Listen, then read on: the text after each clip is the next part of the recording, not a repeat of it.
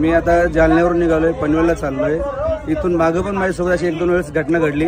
आजची ताजी घटना आहे बघा, लाईव्ह घटना आहे. हे किडे बघा, हे समृद्धी हवे. 1 तास झाले पोलिसवाल्यांना फोन करतोय. समोरच्या गाडीचे 4 टायर पंक्चर झाले. पोलीसची मदत अजिबात होत नाही या रोडवरती. इथून मागं पण 2 वेळा, आता पण फॅमिली सोबत आहे. हे बघा पूर्ण रस्ता जाम झाला. हे बघा पोलीस इथे उभे. अजिबात आता आलेच पोलीस. हे खेळ दाखव, सगळे दाखव खेळ. पूर्ण खेळून जवळ उभे. इकडे घे, घे इकडे.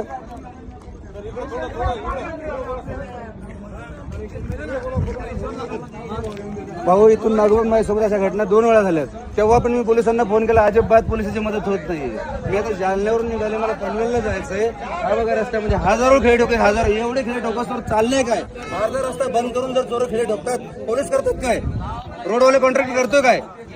काय सुविधा आहे रोडला? कशाला हा रोड बनलाय? हा समृद्धी एका लोकांचा जीव घ्या रोड बनलाय तेच समजत नाही.